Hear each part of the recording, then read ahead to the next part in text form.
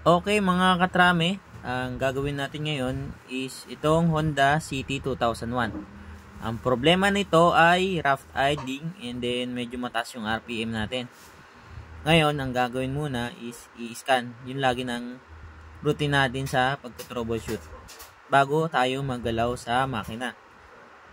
Yan, check natin.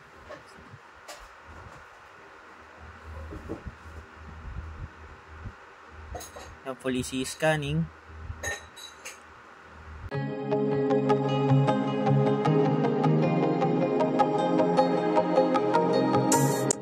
Okay mga katrame, nandito ngayon tayo sa Pampanga.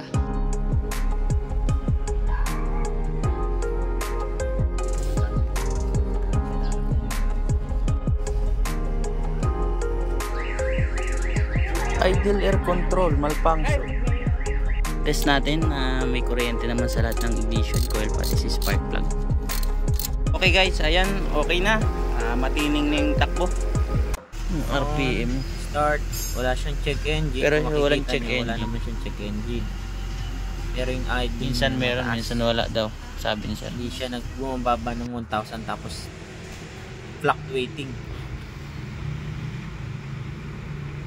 Yan, full ECU scanning. Tignan natin kung may lalabas 2001 na nga po, ano? 2001 lang natin yan. Then high speed scan sa PGM FI, walang lumabas na trouble code. Ayun yung sa ECU, walang lumabas na trouble code kahit isa. Na kulay green, yung kung makikita nyo kulay green yung kanyang system. Mga gray is not equipped. So far wala naman. Kaya nag-decide tayo for full ECU scanning kung may makikita tayo.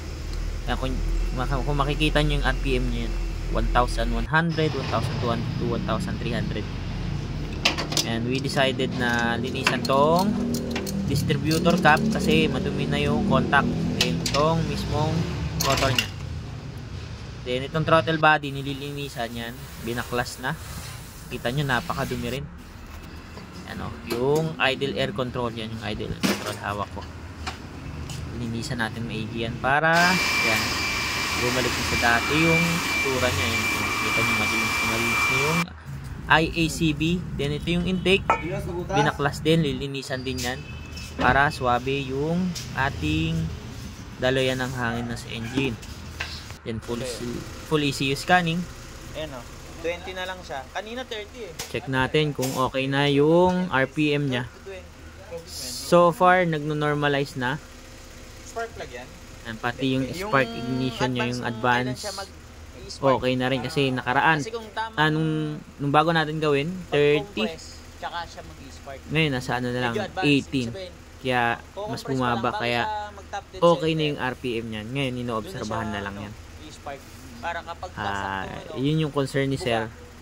Wala naman check engine na lumalabas. Kaya yan, nag-manual diagnosing, proceed. Then yun nga na naging findings natin. Madumi si throttle body. Then yung ating distributor cap, kasi ginawa lang dyan nung nag-check is nagalaw lang ng distributor. Yung idling niya maganda na. Yan, kung makikita nyo yung RPM 850. Pag nag-aircon 900 plus. Thank you sa panonood at God bless.